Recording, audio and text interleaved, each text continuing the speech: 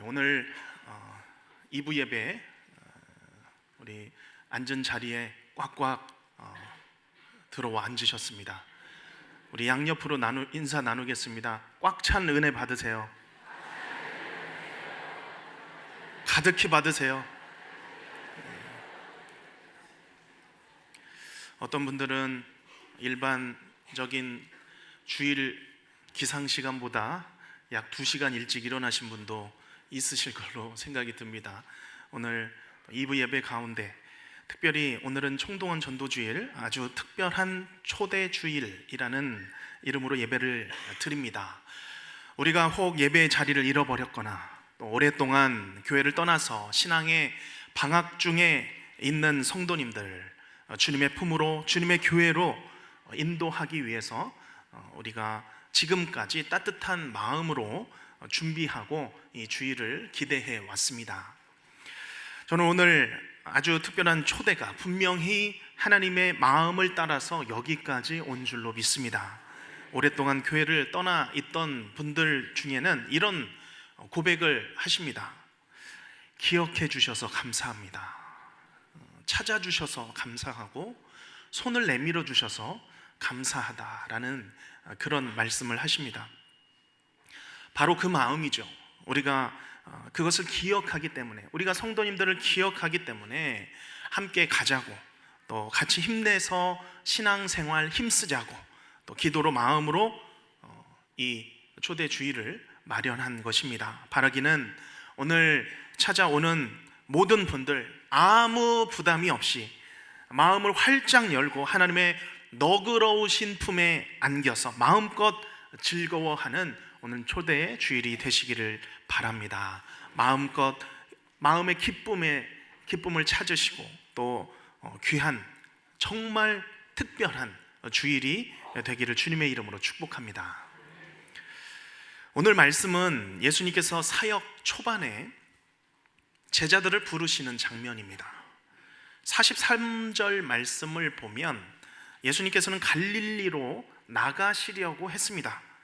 우리 43절 함께 읽겠습니다. 이튿날 예수께서 갈릴리로 나가려 하시다가 빌립을 만나 이르시되 나를 따르라 하시니 아멘. 예수님이 갈릴리로 가시려던 그때 도중에 빌립을 만나십니다. 그리고 그 빌립에게 나를 따르라 말씀하고 계십니다.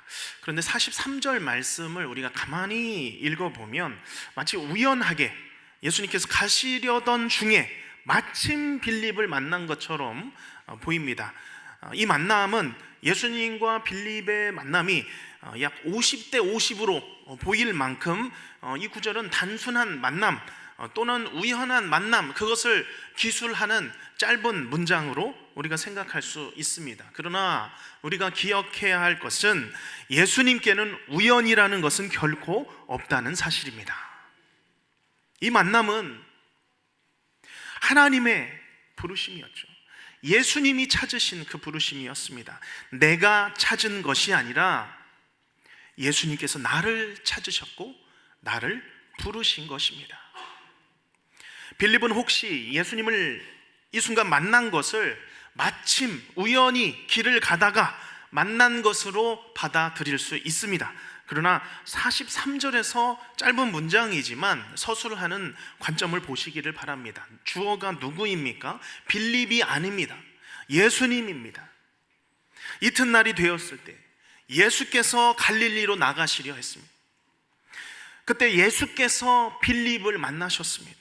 그리고 예수께서 나를 따르라고 말씀하셨던 것이죠.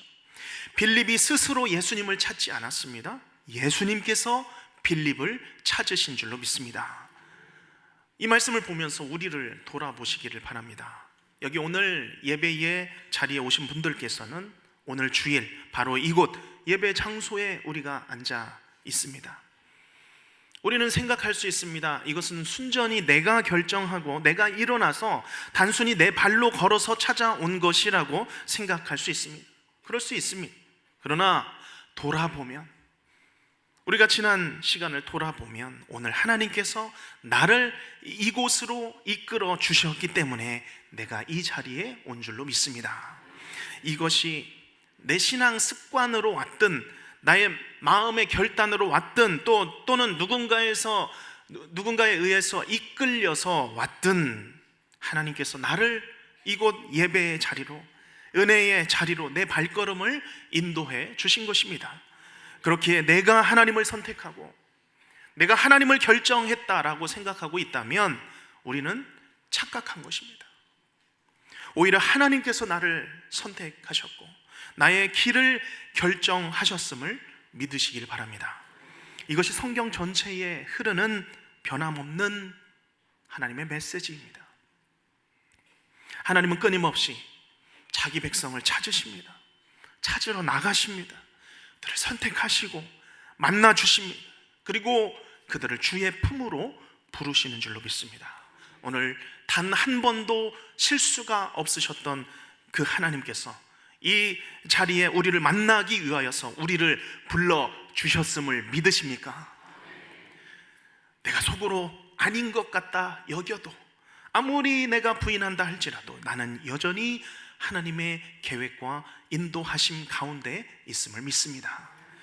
그러면 오늘 빌립을 부르신 예수님, 오늘 이 자리에 우리를 부르신 예수님께서는 우리를 부르셔서 무슨 말씀을 주실까요? 주목해 보시길 바랍니다. 43절 마지막 문장에 있습니다. 따라서 해보겠습니다. 나를 따르라. 나를 따르라. 아멘. 예수님을 따르라라는 거예요. 예수님께서는 다른 여러 가지 말씀을 하실 수도 있으셨을 것입니다. 그러나 빌립의 인생에서 빌립을 위하여 가장 필요한 말씀은 무엇이었습니까? 나를 따르라. 예수님을 쫓아가라, 따라가라입니다. 단순합니다. 복잡하지 않은 것이죠. 이것이 부름받은 성도의 삶인 것입니다. 이제는 예수님을 따라가며 사는 삶이 내 삶의 가장 우선순위이기에 오늘 예수님께서는 나를 따르라, 나를 좇으라 라고 말씀하는 것입니다. 하나님께서는 이제는 우리가 세상 따라가지 않고 이제는 예수님 따르고 말씀하신 그 말씀에 순종하는 삶을 원하십니다. 특별히 오늘 예수님께서는 아주 특별한 초대 주일에 나에게 말씀하십니다. 나를 따르라, 나를 좇으라. 이제는 헛된 것을 좇아 살아가지 말자. 이제는 인생의 구주가 되시며 죽으시고 부활하셔서 인생의 모든 짐을 대신 맡으신 예수님을 따라 살아가도록 하자. 우리에게 말씀하시는 줄로 믿습니다. 우리가 이제 다시 한번 예수님의 말씀을 좇아, 예수님의 뒤를 좇아 살아가기를 결단하시기를 바랍니다. 이것이 오늘 우리의 결단이며 결신이 되시기를 바랍니다. 혹시 내가 반드시 따라가야 할 예수님을 놓치고 잃어버리고 살아왔다면 오늘 이 예배를 통하여서 다시 한번 결단하시기를 바랍니다. 하나님, 내가 지난 귀한 세월을 다 보냈으니 이제는 주께서 나를 부르시는 부르심에 따라서 주의 제자된 삶을 헌신하며 결단하며 살겠습니다 라고 고백하시는 주일이 되시기를 주님의 이름으로 축복합니다. 그러면 빌립은 나를 좇으라 말씀하신 예수님의 부름에 순종한 후에 가장 먼저 한 일이 무엇이었습니까? 우리 45절 말씀 같이 읽겠습니다. 빌립이 나다나엘을 찾아 이르되 모세가 율법에 기록하였고 여러 선지자가 기록한 그 일을 우리가 만났으니 요셉의 아들 나사렛 예수니라. 아멘. 이제 빌립은 내가 쫓아가야 할 예수님, 나를 좇으라 하신 예수님을 곧바로 전하러 나갔습니다. 그 예수님을 전하러 신이 나서 나간 것이죠. 빌립은 특별히 나다나엘이라고 하는 사람을 찾아가는데 이 나다나엘에게 예수님을 소개하는 데 있어서 주저하지 않습니다. 무슨 말씀입니까? 예수님의 부름을 받은 사람들은 예수님을 전하며 살아가는 것이 정상적이라는 것입니다. 오늘 빌립은 즉시로 나다나엘을 찾아갔습니다. 특별히 빌립이 나다나엘을 찾아라고 말씀하고 있는데, 이 찾는 것은 빌립의 아주 능동적인 태도입니다. 주도적인 태도죠. 그런 행동을 표현하는 동사가 그 나다나엘을 찾아라는 동사입니다. 빌립은 예수님의 제자로 부름을 받고 나서 의욕적으로, 적극적으로 내가 전할 나다나엘을 찾아 나섰습니다. 45절에 보면 빌립은 나다나엘에게 예수님에 대해서 소개합니다. 구약 성경에 예언된 그라는 것이죠. 메시아임, 그 메시아가 지금 나사렛 출신 요셉의 아들 예수니라 라고 전하고 있습니다. 나다나엘은 보면 무화과나무 아래서 율법의 말씀을 묵상하고 있었던 것으로 보입니다. 빌립이 그런 나다나엘을 아마도 잘 알고 있었을 것입니다. 구약 성경에 대해서, 율법에 대해서 잘 알고 있었을 이 나다나엘에게 예수님이 누구신지, 어디에 예언되었는지 전하고 있는 것이죠. 45절 이르되 다음부터 보면 모세가 율법에 기록하였고 여러 선지자가 기록한 그 이라는 것입니다. 우리가 그를 만났다. 우리가 그 메시아를 만났다. 그는 요셉의 아들 나사렛 예수니라. 자, 그런데 이렇게 전했는데, 이렇게 열심히 전했는데 예수님이 빌립을 부를 때는 없었던 반응이 나다나엘에게는 나타납니다. 46절 말씀이죠. 나다나엘이 이르되 무엇이라고 말씀합니까? 나사렛에서 무슨 선한 것이 날 수 있느냐라고 말씀합니다. 빌립이 이르되 와서 보라 하니라. 자, 빌립이 신이 나서 열정을 가지고 나다나엘을 찾아 나섰지만 어떻게 된 건지 이 나다나엘은 반응이 차갑습니다. 냉소적이죠. 나다나엘은 아마도 율법과 선지자에 기록한 내용을 충분히 그도 알고 있었을 것입니다. 그러나 기록된 말씀과 자신의 삶과는 전혀 다른 삶을 살아갔다고 하는 것이죠. 게다가 예수님 자체를 부정할 만큼 그에게 있어서 이 편견, 선입견, 그렇죠? 지역에 대한 그런 편견과 선입견이 얼마나 심했는지를 우리가 알 수가 있습니다. 자, 그런데 빌립을 다시 보시기 바랍니다. 그는 꺾이지 않았습니다. 빌립은 나다나엘의 반응을 살펴보면서 나사렛, 그렇게 작은 도시는 아니야. 큰 도시야. 너가 잘 모르는 모양이구나. 아니면 다른 심오한 신학적인 논쟁으로 이 나다나엘을 설득시키려고 하지 않았습니다. 빌립의 다음 표현은 이런 것이죠. 그래, 나다나엘, 그러면 한번 와서 봐봐. 내가 만난 예수님 와서 보라. 와서 예수님 만나봐라. 더 이상 다른 부연 설명이 필요가 없습니다. 와서 너가 보면, 만나게 되면 그분이 누군지, 어떤 분인지 너는 바로 알게 될 것이다. 빌립의 이 전도야말로 나다나엘에게 있어서는 예수님을 예수님 그대로 볼 수 있는 정말 유일한 전도 방법이었습니다. 가장 효과적인 전도 방법이 된 것이죠. 와서 보라는 것입니다. 그런데 사실 이 전도 방법은 앞선 38절에 보면 예수님께서 하신 방법입니다. 예수님께서 안드레와 다른 제자를 부르실 때에 동일하게 말씀하셨어요. 와서 보라. 와서 눈으로 보라 라는 것입니다. 실제로 우리의 신앙은 와서 보거나 경험하지 않고서 그저 머릿속에 있는 지식만으로 변화가 되지 않습니다. 그렇게 오늘 우리는 이렇게 예배당에 앉아서 이 예배 자리에 와서 하나님께 예배를 드리고 있는 것입니다. 이 시간 소망하고 기대하는 것은 하나님, 이 예배하는 자리가 예배를 드릴 때마다 하나님의 영광을 와서 보며 경험하는 예배의 현장이 되게 하여 주시옵소서. 이것이 우리의 간절한 바람이 되며 기대와 소망이 되시기를 바랍니다.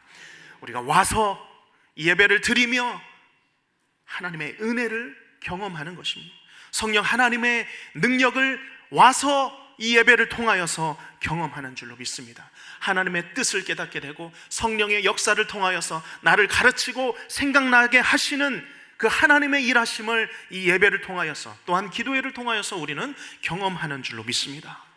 특별히 지난 코로나 기간 동안 우리는 이것이 얼마나 귀중한 것인지를 철저하게 깨달았습니다. 예배가 중단되었을 때를 기억하실 것입니다. 저도 교역자임에도 불구하고 집에서 텔레비전으로 켜서 예배를 드렸습니다.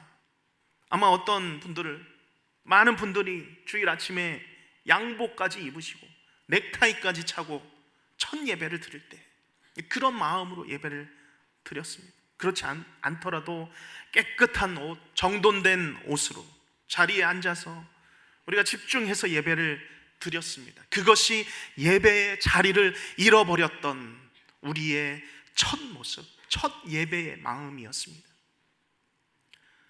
그러나 그것도 고작 몇 주였습니다. 멀티 예배를 드리기 시작합니다. 예배를 드리면서 꽃에 물을 줍니다. 듣고 있다는 거죠. 보면서 듣고 있다는 거죠. 설교를 들으면서 설거지를 합니다. 다 듣고 있다는 거죠. 대화를 하면서 예배를 드릴 수 있게 되었습니다. 제가 그랬다는 것이 아니라 어떤 분들이 이런 이야기를 하시는 것을 제가 전달해 드리는 겁니다. 그러나 예배라는 것은 한 믿음으로 고백하는 공동체가 함께 모여 드리는 것이 예배인 줄로 믿습니다. 예배는 우리의 중심이 하나님께 드려지고 하나님을 두려워하는 신앙으로 온 공동체가 함께 찬양하며 온전히 영과 진리로 드리는 것이 예배인 것입니다. 우리가 시간이 지나면서 다시 모이기 시작했습니다. 다시 이 자리에 와서 보며 하나님을 만나며 다시 예배의 감격을 경험하기 시작했습니다.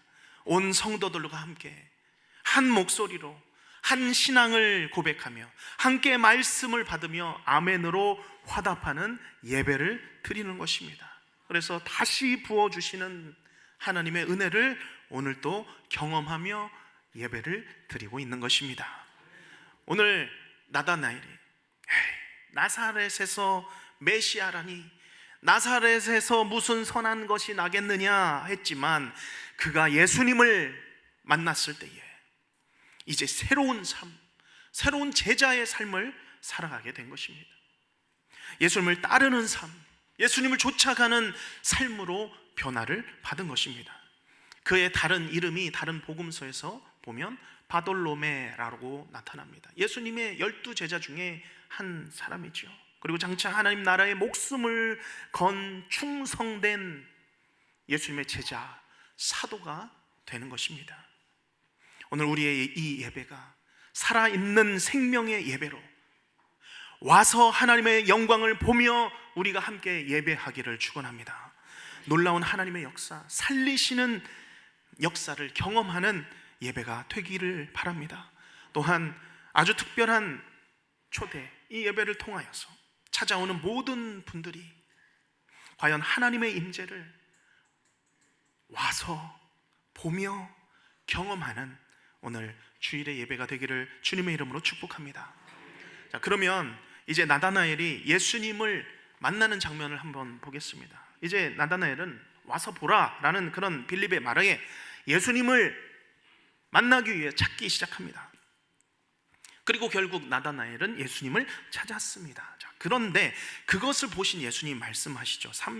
47절 말씀에 보면 보라, 이는 참으로 이스라엘 사람이라, 그 속에 간사한 것이 없도다. 예수님을 찾아보러 간 나다나엘이 예수님에게 먼저 이야기를 듣습니다. 그러면서 이 나다나엘이 어떤 사람인지를 예수님 말씀하고 계시는 것이죠. 이 말씀에 나다나엘은 깜짝 놀랐습니다. 마치 자신을 꿰뚫어 보듯이 말씀하시는 그 예수님의 권위에 놀란 것입니다. 그래서 48절에 대답하죠.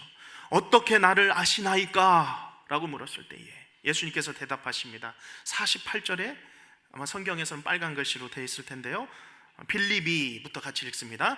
빌립이 너를 부르기 전에 내가 무화과 나무 아래에 있을 때에 보았노라. 아멘. 조금 전까지 나다나엘은 빌립의 말을 듣기만 했을 때는 예수님을 메시아로 믿지 않았습니다. 그러나 와서 보라는 그런 말에 그러면 내가 한번 가봐야겠다, 내가 예수님 한번 만나봐야겠다라고 생각을 해서 예수님을 찾았습니다. 그런데 알고 봤더니 내가 예수님을 찾기 이전에 예수님이 나를 먼저 찾아보신 것입니다. 예수님이 나다나엘을 먼저 찾아보셨다는 사실입니다. 내가 예수님을 보러 왔는데 나보다 예수님이 나를 먼저 보고 계셨다라는 사실을 이제 나다나엘은 깨닫기 시작한 것입니다. 특별히 본문 46절부터는 보다라는 단어가 자주 사용되고 있습니다. 빌립이 나다나엘에게 와서 보라 해서 그가 예수님을 보려고 갔죠. 그러나 47절의 말씀은, 그 관점은 온전히 다시 한번 예수님이 주어이고 예수님이 주체입니다. 예수님께서 나다나엘이 오시는 것을 보십니다.